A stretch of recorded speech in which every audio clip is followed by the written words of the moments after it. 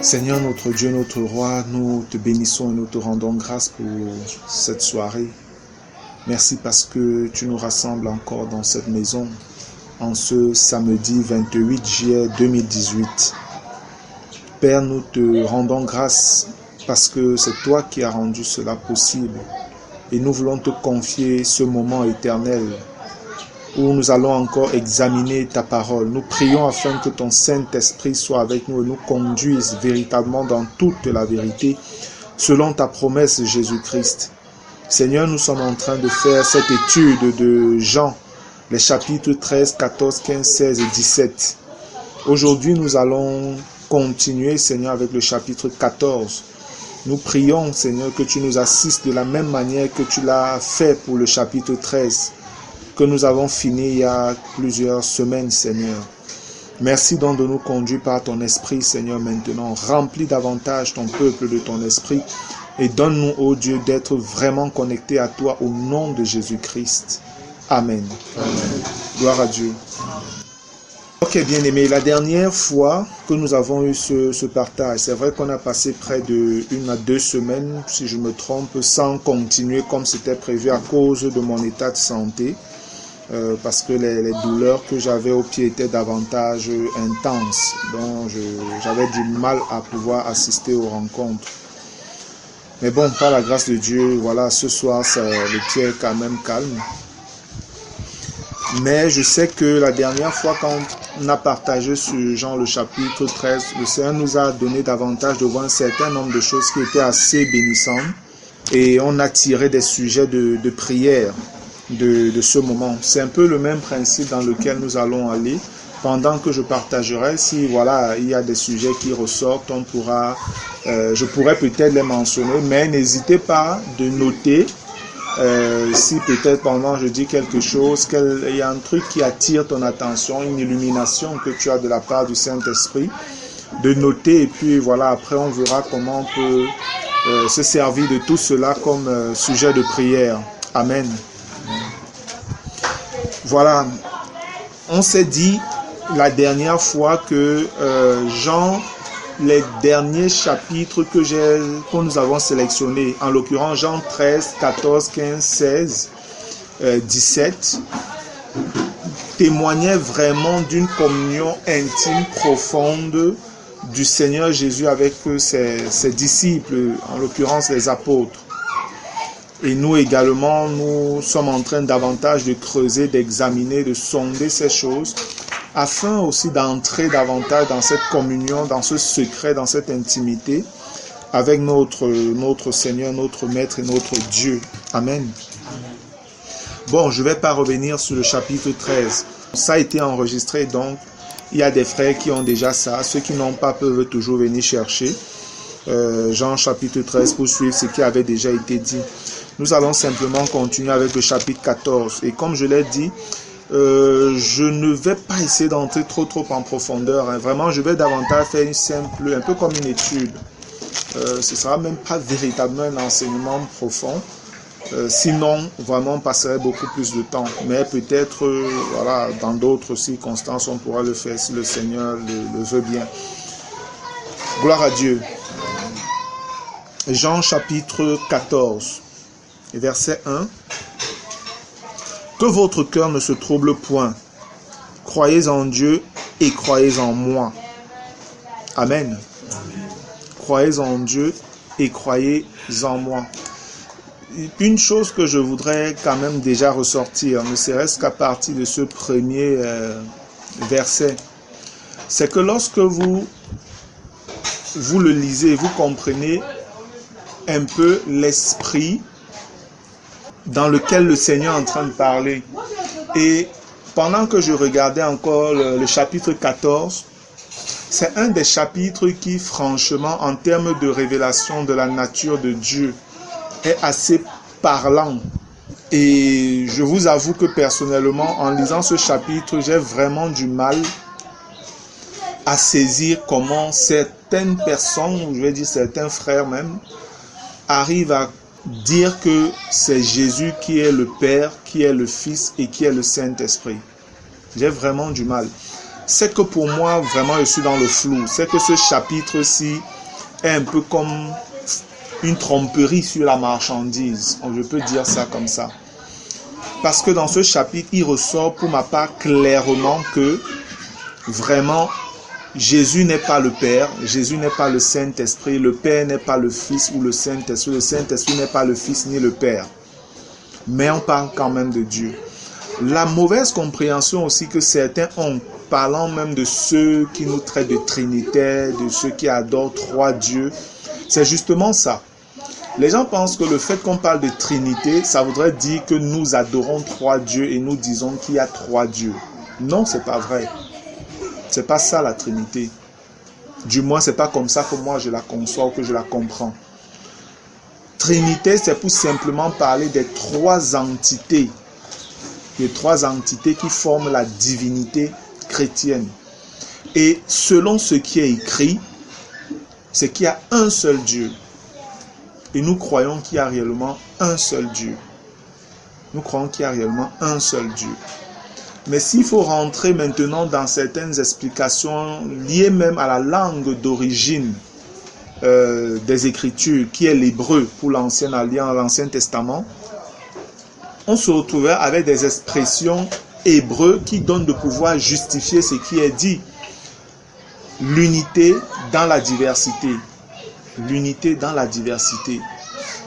Donc, le mot hébreu Ehad exprime réellement cela. Et Ehad est l'expression qui est utilisée dans le Shema Israël. Shema Israël, c'est Deutéronome 6.4. Écoute Israël, l'Éternel, ton Dieu est un. Amen. Un là, c'est Ehad. C'est pas Yahid. C'est deux choses différentes. Yahid parle véritablement d'une unité indivisible dans le sens où c'est une seule personne. Mais Ehad parle plutôt d'une unité dans la diversité. Donc on peut être plusieurs, mais nous sommes un dans nos pensées, dans nos manières de réagir, dans notre volonté et autres. C'est où on dit nous sommes un. De la même manière que la parole témoigne du fait que l'homme quittera son père et sa mère, il s'attachera à sa femme et les deux deviendront un. C'est deux, mais on dit qu'ils deviennent un. En fait, c'est Ehad, tout simplement. Maintenant, nous allons quand même étudier ça. Parce que moi, quand je le lisais, je vous avoue que c'est davantage la nature de Dieu qui ressortait. Je me disais, Seigneur, comment faire pour pouvoir comprendre comme ses frères? Parce que c'est difficile. Je vous avoue que j'ai essayé, je me suis dit, bon, peut-être je ne comprends pas, peut-être il y a quelque chose. Mais il y a des passages que ces frères utilisent pour justifier ce qu'ils disent. Dans Jean 14, là, mais d'autres passages me sont inspirés par le Saint-Esprit, j'ai les lumières qui viennent par le Saint-Esprit, qui donnent de comprendre ce que, les passages où le Seigneur est en train de leur dire exactement. On va un peu faire cet exercice-là pendant notre partage. Vraiment, jusqu'à présent, je ne peux qu'enseigner ce que je crois avoir reçu du Seigneur, du Saint-Esprit. Et voilà, vraiment que Dieu lui-même agisse pour que toutes choses soient davantage claires. Amen. Parce que je crois, autant que ces frères qui peut-on les appelle les unitaires ou alors les modalistes, je crois qu'il y en a qui sont vraiment sincères, qui sont sérieux. Et pareil pour ceux qui sont des trinitaires ou bien pour ceux qui soutiennent la triunité de Dieu. Eux aussi sont sincères. Mais vous savez, la vérité aussi, c'est que la sincérité n'est pas toujours synonyme de vérité. Amen. On peut être sincèrement dans l'erreur. On peut être honnête et être honnêtement dans l'erreur. Et c'est ça qui est dommage. C'est pourquoi nous devons en toute chose rester toujours humbles devant le Seigneur, afin véritablement que lui-même amène toutes choses à la lumière, toutes choses à la perfection. Amen. L'apôtre Paul priait pour les Éphésiens, demandant à Dieu d'illuminer les yeux de leur cœur. Cette illumination dont il parlait, c'était la capacité que Dieu peut donner de voir des choses qu'on ne voyait pas, de comprendre des choses qu'on ne comprenait pas. Et je vais vous dire que chaque fois que personnellement je veux prendre un moment d'étude, de méditation, dans la parole, dans la présence du Seigneur, frère, je ne sais pas s'il y a une fois où j'ai ouvert ma Bible sans dire au Seigneur avant, Père, s'il te plaît, donne-moi de voir ce que je ne voyais pas, donne-moi de comprendre ce que je ne comprenais pas. Je le dis toujours. Et par la grâce de Dieu, le Seigneur m'a toujours exaucé, m'a toujours béni dans les moments où j'entre dans sa parole comme ça. Je n'ai pas demandé, Père, révèle-moi ce que personne n'a jamais compris ou donne-moi de voir ce que personne n'a jamais vu. Ça, c'est de la folie en fait. C'est de l'orgueil. J'ai souvent entendu des personnes prier comme ça, c'est de l'orgueil. Je ne pense pas qu'il y a une chose que Dieu va te révéler qui n'a jamais révélé à personne sur la terre, à un de ses enfants, sur tout le temps où l'Église existe. Ça n'a aucun sens de prier comme ça. Moi, je prie parce que, tel que je prie, c'est parce que je me dis, aujourd'hui, je ne perçois pas. Quelque part sur la terre, dans l'église, le Seigneur donne à quelqu'un de percevoir ce que moi aujourd'hui je ne perçois pas. Amen. Demain, le Seigneur va me donner de percevoir ce que je n'ai pas perçu hier. Alléluia. Voilà. Donc, et ça fait qu'on évolue dans l'humilité tout doucement et le Seigneur ajoute, augmente doucement, doucement, doucement, se révèle à nous davantage doucement, doucement. Amen. Gloire à Dieu. Bien, donc, je dis, on va davantage un peu aller sous le pan de la nature de Dieu. Vraiment, garder un peu ça à l'esprit. Peut-être, on pourrait peut-être un peu sortir selon certains versets, certains passages, mais c'est davantage dans cet esprit-là que le Saint-Esprit me conduisait pendant que j'étudiais un peu, je rejetais un coup d'œil sur Jean 14. Que votre cœur ne se trouble point, croyez en Dieu et croyez en moi. Ça, c'est la version Louis II Scofield. Lorsqu'on lit peut-être dans la version Martin, par exemple, ce verset 1-là, Martin dit que votre cœur ne soit point alarmé. Vous croyez en Dieu, croyez aussi en moi. Osterval dit que votre cœur ne se trouble point. Croyez en Dieu, croyez aussi en moi. Amen. La version Osterval dit que votre cœur ne se trouble point. Croyez en Dieu et croyez en moi.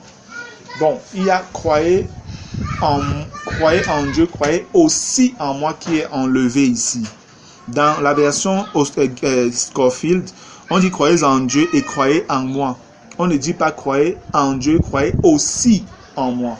Le aussi est important, mais on l'a enlevé. Je ne sais pas trop pourquoi. Dans Martin, on a le aussi. Dans Osterval, on a le aussi. Ça, c'est quelle version? Parole vivante, on a aussi le aussi. D'accord. Ça donne de comprendre réellement qu'il y a déjà deux personnes.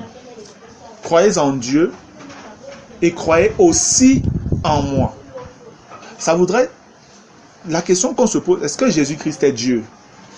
Selon les Écritures. Jésus-Christ est-il Dieu? Amen, il est Dieu, je le crois. Mais lui ici nous dit, croyez en Dieu. Mais après, il dit encore, croyez aussi en moi. Donc il sera en train de parler de lui-même. À deux niveaux là, il y a un problème quand même. Croyez en Dieu, croyez aussi en moi. Donc on doit croire en quelqu'un, et après on doit croire en lui qui est en train de parler de cette personne-là. Amen. Donc il y a Dieu, et ici on comprend dans le contexte qu'il est en train de parler du Père. Et après il parle également de lui. Après il parle également de lui. On voit clairement deux personnes apparaître. Croyez que votre cœur ne se trouble point, croyez en Dieu et croyez aussi en moi. Il y a plusieurs demeures dans la maison de mon Père. Si cela n'était pas, je vous l'aurais dit. Je vais vous préparer une place. Et lorsque je m'en serai allé et que je vous aurai préparé une place, je reviendrai et je vous prendrai avec moi, afin que là où je suis, vous y soyez aussi. On prend un peu ce passage. Le Seigneur nous parle ici maintenant de la maison de son Père. La maison de son Père. Jésus parle de son Père. Moi, je dis toujours, Dieu qui nous a fait, sait de quoi nous sommes faits. Dieu qui nous a fait, sait ce que c'est que la famille humaine. Il sait comment les hommes comprennent les choses. Et le Seigneur nous parle d'une manière à ce que nous puissions comprendre son langage. Tout au moins pour nous qui sommes devenus ses enfants. Et quand le Père, Dieu, parle, Jésus parle de Père, nous comprenons bien ce que c'est qu'un Père. Et la Bible nous parle du fait, nous dit que Jésus est le Fils de Dieu. Si Jésus est le Fils, c'est qu'il a un Père. Et on sait ce que c'est qu'un Père. Tu ne peux pas être Père et voilà, tu es ton propre Père à toi-même. Tu es ton propre Père à toi-même. Ça n'a pas de sens. Ça n'a pas de sens. Dieu ne parle pas comme ça. Vraiment, Dieu ne parle pas comme ça. Le Seigneur Jésus connaissait bien s'exprimer, frère. Il s'exprime à la perfection. Qu'il ait parlé en araméen, qu'il ait parlé en n'importe quelle langue, ce qu'il dit est compréhensible. Amen.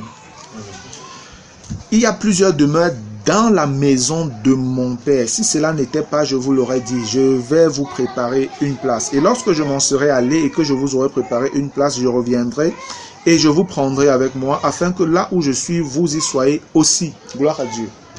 Merveilleuse promesse. Cette promesse est en train vraiment de s'accomplir. Amen. Elle est vraiment en train de s'accomplir, frère. Nous sommes à l'orée, donc nous sommes voilà, presque à la fin ou alors au début de l'accomplissement de cette promesse-là. La chose, elle est là, elle est devant nous, elle est tellement prête, elle est tellement vivante, elle est tellement présente que nous sommes en train de partir. Amen. Je pense que le Seigneur a terminé de préparer les places là, les maisons et tout, et que voilà, ce signal va être donné pour que l'enlèvement ait lieu. Parce que dans ce contexte, quand le Seigneur parle ici, il est en train de parler à ceux qui entraient dans l'église, les apôtres. Et quand il parlait de revenir pour eux, c'était l'enlèvement dont il était en train de parler. Amen. C'était de l'enlèvement dont il était en train de parler. J'ai lu il y a une semaine par là un article qui parlait de la nouvelle déclaration de loi que Israël a signée et qui est très très forte. J'ai partagé cet article-là à différentes personnes de mes contacts. Sur le plan prophétique, vraiment c'est quelque chose d'assez fort. Et dans l'article, la personne qui a écrit ça, le frère Gary, il dit quelque chose d'assez marquant. Il dit l'année 2018 est une année marquante, forte dans l'histoire d'Israël. Et il compare cette année 2018 à 1948, à 1967, ces deux grandes dates de la nation d'Israël. Il les compare parce que 1948, c'est l'année où David Ben Gourion déclare l'indépendance de l'État d'Israël, ou alors de l'existence à nouveau de l'État d'Israël. Ça, c'est 1948. 1967, c'est l'année forte où Israël, en 6 jours, a botté tous ses ennemis arabes et a récupéré le contrôle de Jérusalem, la ville du grand roi, la ville sainte. Amen. Ça, c'est une date forte.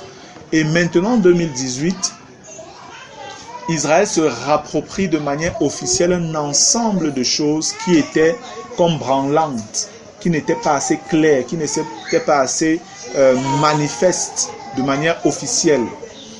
Jérusalem leur appartient. L'hébreu devient la langue seule officielle, il n'y a plus d'arabe là à côté. La religion est mise davantage en avant. Le Shabbat, le sabbat est maintenant tenu d'être observé sur tout le territoire national. Donc il y a un ensemble de choses qui donnent de comprendre que véritablement Israël est en train de rentrer vers la réappropriation même de sa culture. Amen. Et ils font référence au fait que la Bible devient davantage leur code de fonctionnement. Donc ils se rapprochent davantage comme, ou alors ils se représentent, ils se réclament davantage du peuple du livre. Vraiment, les gens de la Torah et du Tanakh en général. Le Tanakh, c'est voilà, tout ce qu'on appelle l'Ancien Testament, d'Apocalypse, de Genèse à Malachie, tout ça. Ça donne de comprendre que nous sommes véritablement à un point assez fort. Et ça arrive exactement 70 ans après la déclaration d'indépendance. Exactement 70 ans. Et c'est pas rien. Je vous dis, c'est pas rien sur le plan prophétique.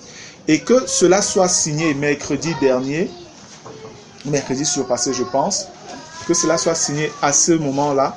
Et en plus, nous savons ce qui s'est passé hier, pour ceux qui suivent un peu les informations, cette éclipse lunaire de près de 2 heures de temps, une éclipse lunaire totale, où la lune devient véritablement rouge. Où la lune devient véritablement rouge. Et lorsque c'est la lune qui est mise davantage en avant comme ça, c'est un signe par rapport à Israël. C'est un signe marquant fort. Et la ligne rouge est en train de montrer à Israël que quelque chose de grand est en train d'arriver. Quelque chose de grand est en train d'arriver et même de dangereux. vient contre toi, Israël. Qu'ils signent ce qu'ils ont signé, là ils déclarent ce qu'ils ont déclaré et que voilà, une semaine simplement après, cette lune rouge là paraît avec une intensité. Ça fait rapidement penser à Joël 2, la prophétie de Joël, amen, qui annonce la venue du grand jour terrible de l'Éternel. Ce jour grand et terrible. Et le Seigneur dit qu'avant ce jour, il y aura des signes dans le ciel, le soleil va s'obscurcir et la lune va devenir rouge sang. Exactement ce qui s'est passé hier. Exactement. Ce sont donc des signes comme ça qui sont le témoignage que nous sommes véritablement à la fin et on doit davantage se réveiller, se préparer, supplier le Seigneur à rester prêt. Amen. À rester prêt. Donc quand le Seigneur dit, il y a plusieurs demeures dans la maison de mon Père, si cela n'était pas, je vous l'aurais dit, je vais vous préparer une place. Et lorsque je m'en serai allé et que je vous aurai préparé une place, je reviendrai et je vous prendrai avec moi afin que là où je suis, vous y soyez aussi. Frère, on ne peut dire que gloire à Dieu. Amen. Gloire à Dieu. Et davantage s'exhorter, s'encourager les uns les autres aussi longtemps qu'on peut dire aujourd'hui, afin d'être prêt, afin de ne pas faillir par le péché, de ne pas tomber, de ne pas être incrédule, mais de tenir ferme. Vous savez, quand le jour doit se lever, la nuit devient davantage noire. Amen. Ça veut dire que l'ennemi va aussi redoubler d'intensité pour davantage attaquer l'église, t'attaquer personnellement, toi qui es une pierre vivante dans l'église. Chacun doit se muscler et le meilleur moyen pour se muscler, c'est davantage d'être dans la prière, de s'accrocher au Seigneur et de crier à lui pour son aide. Gloire à Dieu. Verset 4. Vous savez où je vais et vous en savez le chemin. Et ça, c'est ce que le Seigneur dit. Il ne leur demande pas. Il leur affirme que vous connaissez, vous savez où je vais et vous en savez le chemin.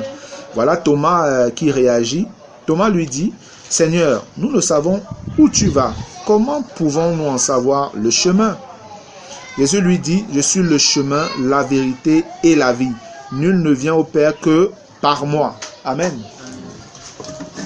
Lorsque le Seigneur Jésus dit, vous savez où je vais et vous en savez le chemin, ce que le Saint-Esprit me donne de recevoir dans mon esprit, c'est Paul. Lorsque Paul dit, je sais en qui j'ai cru. Je sais en qui j'ai cru. C'est important de savoir en qui on a cru, frère. C'est important de savoir en qui on a cru. La question de Thomas, voilà, Thomas, lui, là, non, notre cher frère Thomas, bon, sa question permet que le Seigneur nous révèle encore des choses. Amen. Mais Thomas, il était un peu, je ne sais pas si je dire un peu difficile dans l'entendement. Voilà, mais il était vrai. Gloire à Dieu. C'est quand même étonnant, Thomas, que tu sois avec Jésus pendant un peu plus de 3 ans et demi, et puis tu ne connais même pas vraiment qui il est, où il va, tu es là comme ça.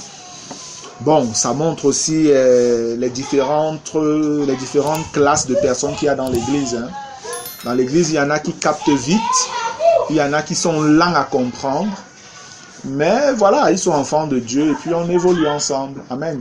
Et le travail, le processus, l'œuvre du Saint-Esprit, c'est d'amener cela aussi à la maturité, de grandir. Ceux qui sont déjà forts doivent les supporter, doivent les porter, doivent les aider aussi à grandir. Amen. Thomas lui dit, Seigneur, nous ne savons où tu vas, comment pouvons-nous en savoir le chemin? Jésus lui dit, je suis le chemin, la vérité et la vie. Nul ne vient au Père que par moi. Personne ne peut parler comme ça s'il n'est Dieu. Je vous dis, il n'y a aucun leader des grandes religions là dans le monde qui ont pu parler comme ça. Aucun. Aucun n'a dit, je suis le chemin, je suis la vérité, je suis la vie. Ils sont venus, ils vous ont dit, je vais vous annoncer la vérité. C'est ce qu'ils disent. Je vais vous montrer le chemin. Je vais vous conduire à la vie. C'est en fait ça. Eux-mêmes, ils ne sont pas ça. Mais ils estiment qu'ils connaissent comment on fait pour y arriver. Jésus, lui, ne dit pas qu'il vient vous annoncer, vous montrer le chemin, ou bien vous montrer la vie ou non. Il dit, je suis. Amen. Je suis. En grec, ego emi. C'est moi. C'est moi, c'est ce qu'il dit. Il dit, c'est moi le chemin. C'est moi la vérité. C'est moi la vie. Amen. Donc Thomas, si c'est que tu es avec moi là, tu me connais, alors tu sais normalement où je vais. Tu sais le chemin, Thomas. Tu connais. Amen. Peut-être Thomas pensait à autre chose, comme beaucoup aujourd'hui sont séduits en pensant qu'il faudrait passer par plusieurs voies. Mais le Seigneur dit, vous vous trompez. C'est moi et personne ne peut arriver au Père, à Dieu, le Père, s'il ne passe par moi. Ça veut dire, s'il ne reçoit ce que je dis, ce que je suis, il ne peut pas y arriver. S'il ne croit pas que moi je suis la vie, il ne peut pas y arriver. Amen. Et ce langage-ci est un langage totalement exclusif. Vraiment, n'en déplaise à quiconque. Il est exclusif dans le sens où il ne mélange pas. Ce langage-ci dégage la doctrine de l'œcuménisme. Elle dégage cela. Ce langage du Seigneur ne peut pas nous donner de comprendre qu'on peut inclure les bouddhistes, on peut inclure les animistes, on peut inclure les chamans indiens, on peut inclure les musulmans, on peut inclure je ne sais pas trop quoi encore. Et on dit on sert le même Dieu, il suffit simplement de manifester l'amour, de se supporter, de se comprendre. Ce que François Ier est en train de développer déjà, c'est abominable, c'est satanique, ça vient de l'enfer tout simplement. Jésus lui dit qu'il est le seul chemin. Amen. Jésus dit qu'il est le seul chemin. Mais François Ier, qu'on appelle pape catholique, vous dit, non, voilà, on vient tous, même si tu crois en ton Dieu, il n'y a pas de problème. Le tout, c'est qu'on soit amis, et puis on s'aime, et puis voilà, on croit en l'amour, c'est bon. Non, c'est pas bon, c'est pas vrai. Malheureusement, quelqu'un comme Billy Graham, qui a été présenté comme l'un des plus grands évangélistes, ou bien le plus grand évangéliste du siècle, et tout ça, qui est mort il y a quelques mois, lui aussi, à la fin, voilà, il a commencé à dire que non, Jésus n'est pas, il ne croit pas que Jésus soit le seul chemin, même si un musulman, vraiment, voilà, est quelqu'un qui manifeste l'amour et tout, il croit qu'on sera au paradis ensemble. Voilà ce que Billy Graham a fini par dire dans ces derniers jours. C'est un mensonge. Il n'y a aucun autre nom qui a été donné aux hommes sous le soleil par lequel ils devaient être sauvés. Amen. Aucun. Aucun. Et ce nom, c'est Jésus-Christ. Gloire à Dieu. Jusqu'à présent, on doit le dire. Le monde ne veut pas qu'on parle de ça. Le monde ne supporte pas qu'on le dise. Que c'est Jésus qui est le seul chemin. Frère, il a été le seul chemin depuis. Si on veut même simplement rester sur les 2000 ans où il est venu. Quand il est venu, dès les commencements, dès le premier siècle, c'est lui qui a été annoncé comme le seul chemin. Amen. Les siècles sont passés, même des millénaires sont passés. La Bible nous dit quand même dans Hébreux 13:8 qu'il est le même. Alléluia. Il ne change pas. Donc s'il a été le chemin il y a 2000 ans, il est le chemin il y a 1000 ans, il est le chemin aujourd'hui encore. Amen. Il est le chemin aujourd'hui. On doit le dire. On doit le dire. Gloire à Dieu. Jésus lui dit, je suis le chemin, la vérité et la vie. Nul ne vient au Père que par moi. Verset 7. Si vous me connaissiez, vous connaîtriez aussi mon Père. Et après il dit, et dès maintenant, vous le connaissez et vous l'avez vu. Amen. Voilà un passage justement qui est utilisé par les unitaires, disant que celui qui a vu Jésus, il a vu le Père. Donc c'est Jésus qui a le Père. Quand Jésus dit, si vous me connaissiez, vous connaîtrez aussi mon Père. Et dès maintenant, vous le connaissez et vous l'avez vu. Ils disent que quand il dit, vous l'avez vu, il est en train de parler de lui. Donc c'est lui que les apôtres sont en train de voir. Donc en fait, il est en train de leur révéler que c'est lui qui est le Père. Voilà la compréhension qu'ils ont. Ça pourrait dans une certaine mesure être compréhensible, ou on peut comprendre comme ça. Mais il y a quand même des passages qui peuvent nous permettre de comprendre réellement ce que le Seigneur, lui, était véritablement en train de dire. Amen. Il y a des passages qui peuvent permettre de comprendre autrement. Et pour qu'on reste toujours dans la cohérence des contextes et du simple bon sens, de la simple logique. Je vous dis depuis un certain temps, frère, que la foi chrétienne n'est pas aveugle comme les gens disent. La foi chrétienne, elle est logique, elle est mathématique, elle est scientifique, donc elle est démontrable. Amen. Et la Bible s'explique par elle-même. La doctrine chrétienne s'explique par elle-même. On n'a pas toujours besoin de sortir pour monter à gauche, à droite, aller chercher d'autres livres, aller sur Internet ou bien je ne sais pas trop quoi. Non, si on est inspiré par le Saint-Esprit, alors on peut comprendre un certain nombre de choses.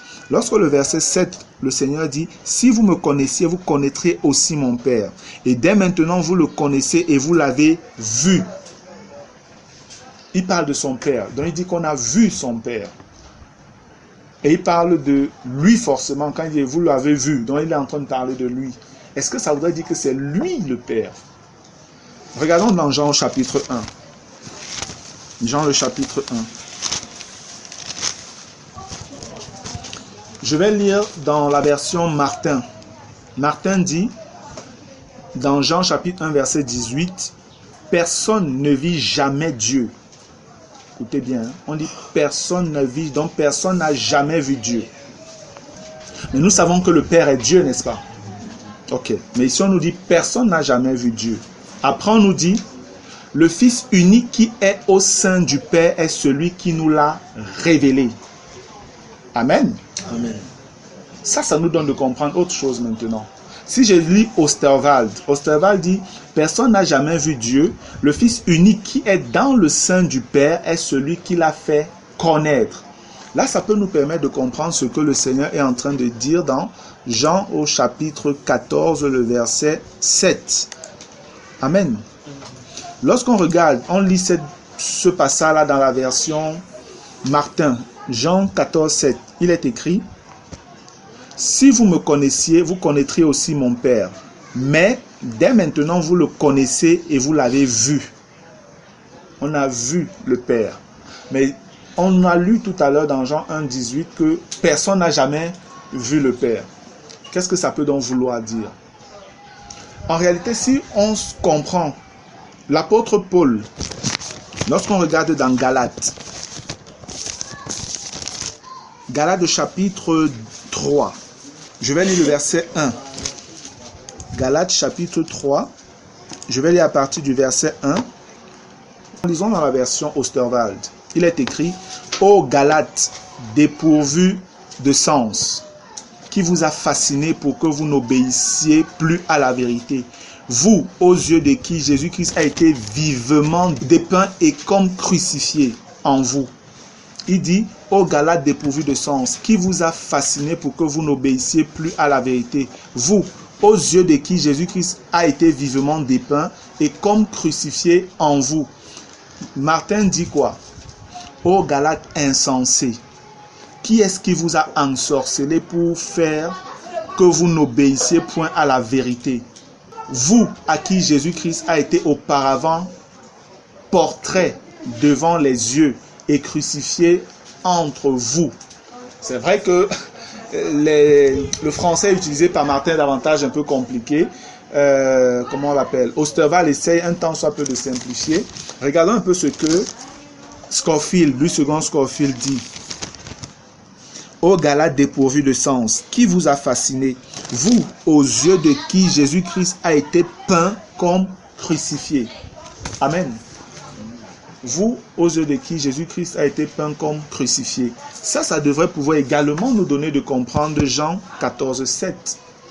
Parce qu'il dit, si vous me connaissez, vous connaîtrez aussi mon Père. Et dès maintenant, vous le connaissez et vous l'avez vu. Paul là-bas nous dit que Jésus-Christ a été peint comme crucifié aux yeux des Galates. Peint, c'est dessiné, n'est-ce pas? Donc il a été dessiné. Martin a parlé de portrait. Le portrait, c'est quand on te dessine, on te voit un portrait, donc on te voit. Comment se fait-il que comment Jésus a-t-il été peint, a été portraitisé devant les Galates, comme crucifié, alors que Jésus était déjà mort, ressuscité, était parti? Amen. Il a en fait été vu comme ça au travers de la vie de Paul. Amen. Au travers de la vie de Paul et de son équipe apostolique. Ils ont vu comment ces gens ont vécu, comment ils se sont comportés. Et Paul dit, tel que nous nous sommes comportés, c'est ainsi que Jésus-Christ lui-même se comportait. En regardant comment nous on a vécu, vous pouvez voir comment Jésus a vécu et comment il attend que vous viviez. Et ce n'est pas étonnant parce que dans Galates au chapitre 2, le verset 20, il dit « J'ai été crucifié avec Christ ». Et il dit que Jésus a été peint devant les Galates comme crucifié. Dans Galates 2, 20, Paul dit « J'ai été crucifié avec Christ. Et si je vis, ce n'est plus moi qui vis, c'est Christ qui vit en moi. Si je vis maintenant dans la chair, je vis dans la foi au Fils de Dieu qui m'a aimé et qui s'est livré lui-même pour moi. » Il dit, si je vis maintenant dans la chair, donc tel que vous me voyez fonctionner physiquement, chair ici, c'est son corps. Amen. Ce n'est pas la puissance du péché. Chair ici, c'est le corps. Si vous me voyez vivre maintenant, je vis par la puissance du Fils de Dieu qui est désormais en moi. si je vis, ce n'est plus moi qui vis, c'est Christ qui vit en moi. Ça voudrait dire que, en regardant Paul, on pouvait dire qu'on a vu Jésus. Amen. C'est la même pensée que Jésus en fait a ici en fait. Quand Jésus dit, si vous que vous l'avez vu, il dit aux apôtres, voilà, vous avez vu Dieu, maintenant vous m'avez vu là. Le Seigneur est en train simplement de dire, tel que j'ai vécu, c'est ainsi que mon Père vit. C'est ainsi que mon Père désire que tous ses enfants vivent. C'est la vie de mon Père qui a été manifestée au travers de moi. Amen. Ça ne veut pas dire que c'est Jésus-Christ qui est le Père. Aucunement. Parce que la Bible nous dit clairement que personne n'a jamais vu Dieu. Et quand on parle ici, les questions du Père, parce que Jésus-Christ, on l'a vu. On a vu Jésus, mais la Bible nous fait clairement comprendre que celui qu'on n'a jamais vu, c'est le Père. Celui qu'on n'a jamais vu, c'est Dieu le Père. Mais le Fils, on l'a vu. Amen. Gloire à Dieu. Verset 8. Philippe lui dit, Seigneur, montre-nous le Père et cela nous suffit. Jusque-là, ils ne comprennent pas. Philippe lui dit, Seigneur, montre-nous le Père et cela nous suffit. Qu'est-ce que Jésus dit? Jésus lui dit, il y a si longtemps que je suis avec vous et tu ne m'as pas connu, Philippe. Celui qui m'a vu a vu le Père. Comment dis-tu montre-nous le Père? Voilà un autre passage. Parce que Jésus dit clairement ici que celui qui m'a vu a vu le Père. Est-ce que ça voudrait donc dire que c'est Jésus qui est le Père? Je ne pense pas. Je ne pense pas. Regardons un autre passage qui peut nous donner de comprendre autrement ce passage-ci. Et c'est un passage toujours biblique. Jean le chapitre 12. Jean le chapitre 12. Je relis d'abord Jean 14, le verset 9. Il est écrit, Jésus lui dit, il y a si longtemps que je suis avec vous et tu ne m'as pas connu, Philippe. Celui qui m'a vu a vu le Père. Comment dis-tu montre-nous le Père? Qu'est-ce que Jésus veut dire? Jean 12, 45 peut nous aider à comprendre. Il est écrit Jean 12, 45. Si on commence même au verset 44 par exemple. Or Jésus s'était écrié, celui qui croit en moi, croit non pas en moi, mais en celui qui m'a envoyé. Et au verset 45, il dit, et celui qui me voit, voit celui qui m'a envoyé. Amen. Tu vois? Il parle ici de quelqu'un qui l'a envoyé. Donc il dit, si vous me voyez, vous voyez celui qui m'a envoyé, parce qu'il représente parfaitement cette personne. Amen. Parce qu'il représente parfaitement cette personne. Donc en réalité, frère, lorsque le Seigneur dit à Philippe, celui qui m'a vu a vu le Père, ça ne veut pas dire que c'est lui le Père, non. Moi, je ne crois pas ça. Parce que avant ça, dans Jean 12, 45, le Seigneur dit clairement, celui qui me voit, voit celui qui m'a envoyé. Donc, il dit du fait, si tu le vois, tu vois une autre personne en fait. Tu vois celui qui l'a envoyé. Mais ça ne veut pas dire que c'est lui qui s'est envoyé lui-même. Non. Non. Donc là encore, on a un autre moyen de compréhension, ou alors une autre compréhension de ce passage-ci. Et pour moi, ça reste toujours conforme à la révélation du message de Jésus-Christ, dans sa relation filiale entre son Père et lui. Les relations filiales, c'est les relations de Père et Fils. Amen. C'est les relations de Père et Fils. Là, ça donne, voilà, ça se comprend. Même dans le langage humain, nous pouvons l'utiliser. Dans le langage humain, nous pouvons l'utiliser. Tu peux être quelqu'un qui, peut-être, tu as ton père qui est un homme d'affaires. Je prends comme ça, par exemple. Et ton papa, peut-être, il est malade ou alors il est occupé à autre chose. Il t'envoie discuter une affaire avec d'autres collaborateurs, des partenaires. Et pendant que tu dis quelque chose, et les partenaires sont un peu dubitatifs, ils doutent un peu sur ce que tu dis, et puis ils disent non, il faut vraiment qu'on voit ton père. Tu peux leur dire clairement, si vous parlez avec moi, vous parlez avec mon père. Parce que je parle de sa part ici. Ce que je vous dis, mon Père ne vous dira pas le contraire. Amen. Mais ça ne veut pas dire que tu es ton Père. Ça ne veut pas dire que tu es ton Père, mais que tu as pleine autorité pour agir en son nom. Amen. Tu as pleine autorité pour agir en son nom. Voilà un peu ces raisonnements. En fait, je ne sais pas si je vais dire raisonnement. Ça pourrait être ça parce que quand on parle du fait que la foi chrétienne, elle est logique, elle est scientifique, elle est mathématique, on a besoin de raisonner aussi pour comprendre. Amen. Dieu nous a donné une intelligence et une intelligence renouvelée par le Saint-Esprit. Donc, en réfléchissant sur ces choses, on se dit, mais est-ce que cette compréhension ne serait-elle pas aussi juste? Est-ce qu'elle ne serait pas juste? Pourquoi ne serait-elle pas juste?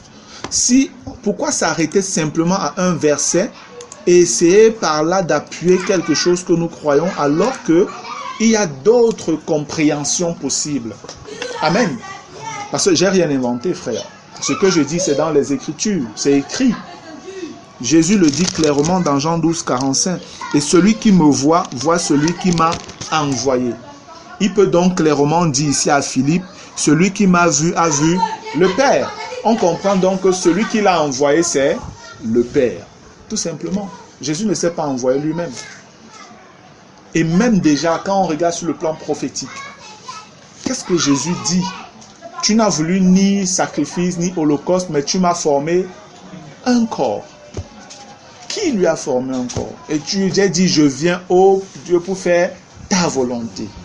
Il est clair que là, c'est deux personnes. Ce n'est pas la même personne. Ça, c'est un psaume qui est cité. Dans Hébreu également, ce passage-là revient. Seigneur, aide-nous. Amen. Verset 10.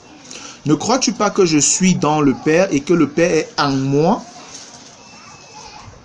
Les paroles que je vous dis, je ne les dis pas de moi-même. Et le Père qui demeure en moi, c'est lui qui fait les œuvres. Croyez-moi, je suis dans le Père et le Père est en moi. Sinon, croyez au moins à cause de ses œuvres. En vérité, je vous le dis, celui qui croit en moi fera aussi les œuvres que je fais, et il en fera de plus grandes parce que je m'en vais au Père. Regardez comment c'est tellement clair ici. Il est évident ici là que c'est deux personnes. On ne peut pas dire que Jésus, c'est lui-même le Père qui est en train encore de parler comme ça. C'est un non-sens. C'est un peu même, si on veut voir, il y a du mensonge là-dedans, si c'est vrai. Si c'est vrai que c'est le mensonge. Parce que quand il dit peut-être au verset 10, ne crois-tu pas que je suis dans le Père et que le Père est en moi? Les paroles que je vous dis, je ne les dis pas de moi-même. Et le Père qui demeure en moi, c'est lui qui fait les œuvres. Si ce n'est pas lui-même, alors que c'est lui qui est encore le Père, il y a mensonge. Même si c'est qu'il a changé de mode, il y a toujours mensonge parce que c'est la même personne. Parce que c'est la même personne. Il y a toujours mensonge. Je suis désolé. Il y a toujours mensonge. Amen. Verset 10. Ne crois-tu pas que je suis dans le Père et que le Père est en moi? Les paroles que je vous dis, je ne les dis pas de moi-même. Et le Père qui demeure en moi, c'est lui qui fait les œuvres. Croyez, verset 11. Croyez-moi, je suis dans le Père et le Père est en moi. Sinon, croyez du moins à cause de ses œuvres. Verset 12. En vérité, je vous le dis, celui qui croit en moi fera aussi les œuvres que je fais et il en fera de plus grandes parce que je m'en vais au Père. Gloire à Dieu. Je veux parler un peu des œuvres ici. Lorsqu'on parle des œuvres, les chrétiens aiment beaucoup ce passage ici parce que c'est un passage qui, voilà, pour eux, est un témoignage qu'ils vont faire beaucoup de gros miracles. Et des miracles que Jésus même n'a pas fait. C'est une compréhension qui n'est pas, je vais dire, n'est pas toujours fausse. Elle n'est pas toujours fausse, cette compréhension. Je pense que dans une certaine mesure, elle est juste. Elle est même juste, mais je dis, on ne peut pas se limiter simplement aux grandes œuvres dans le sens où on va accomplir des miracles. Amen. Quand Jésus était là, les apôtres, voilà, ils étaient encore malmenés par la chair et tout, parce qu'ils n'étaient pas encore remplis du Saint-Esprit. Le Saint-Esprit n'était pas encore descendu, parce que le Fils n'avait pas encore été glorifié. Et le Seigneur leur dit, dans ce contexte-là, où il n'est pas encore glorifié, où le Saint-Esprit n'est pas encore descendu, en vérité, je vous le dis, celui qui croit en moi fera aussi les œuvres que je fais, et il en fera de plus grandes. Et après, il dit, parce que je m'en vais au Père. Les apôtres avaient cru en Jésus, et dans leur état où ils étaient nés de nouveau, bien qu'ils ne soient pas remplis du Saint-Esprit, ils ont accompli des merveilleux miracles, n'est-ce pas? Amen. Ils ont ressuscité des morts. Ils ont donné la vie aux aveugles. Ils ont donné les estropiés, chassé les démons. Ils ont fait des choses extraordinaires. Alors qu'ils n'étaient même pas encore remplis du Saint-Esprit. Mais la chose qu'ils ne manifestaient pas encore véritablement, c'était quoi? C'était la marche par l'Esprit. C'était la marche par l'Esprit. Ils étaient encore charnels. C'est pourquoi ils se querellaient parfois entre eux. Non, c'est moi le plus grand qui est le plus grand. Seigneur, donne-nous la place la meilleure à droite, à gauche, à côté de toi et toutes ces choses-là. Voilà les choses qui les animaient en fait. Ils étaient encore charnels. Une des merveilleuses œuvres que nous faisons aujourd'hui ou que nous pouvons faire aujourd'hui parce que Jésus est reparti vers le Père et nous a envoyé le Saint-Esprit promis par le Père, c'est qu'aujourd'hui nous pouvons marcher comme Jésus a marché sur la terre. Amen. Nous pouvons marcher par l'Esprit. Ça, c'est une merveilleuse œuvre. Et pour moi, je vous dis, frère, c'est l'œuvre la plus merveilleuse même qui soit en réalité. Au-delà d'accomplir des miracles, la résurrection des morts et toutes ces choses-là. Le plus grand miracle, la chose qui glorifie davantage le Père. Ce n'est pas parce que tu as ressuscité un mort. Parce que je vous dis, Satan peut faire ce miracle-là. Satan peut amener les gens, il peut tromper les gens avec ça. Guérir les malades, Satan peut le faire. Il peut faire ces miracles, il fait descendre le feu du ciel. Il y a tellement de choses que Satan peut faire. Mais marcher par l'esprit, Satan ne peut pas le faire. Et aucun agent de Satan ne peut le faire. Amen. Pour moi, c'est la plus grande œuvre. La plus grande œuvre que nous pouvons accomplir après que Jésus soit parti vers le Père. Amen. C'est pourquoi je dis, on peut comprendre que c'est les miracles. Oui, on peut comprendre comme ça. Je ne en voudrais pas un frère, je ne dirais pas que c'est faux s'il comprend comme ça. Mais pour ma part, selon ce que le Saint-Esprit m'a inspiré, m'a donné de comprendre, c'est qu'il y a plus en fait. Amen. Il n'y a plus que ça. Parce que quand il le dit à des apôtres qui avaient déjà fait tellement de merveilleuses choses. Ce que nous aspirons, ce que nous aujourd'hui on n'a même pas encore fait. Amen. Voilà, et c'est vrai, il y a des chrétiens aujourd'hui, des frères un peu partout dans le monde qui ont ressuscité des morts, des frères comme des sœurs, c'est vrai. Bon, nous aussi, le Seigneur nous conduit parfois à prier pour des gens, il y a des miracles, il y a des choses qui se produisent, c'est vrai. Mais la véritable bataille du chrétien, c'est marcher par l'esprit. Amen. Loin du péché, dans la victoire sur le péché. Gloire à Dieu.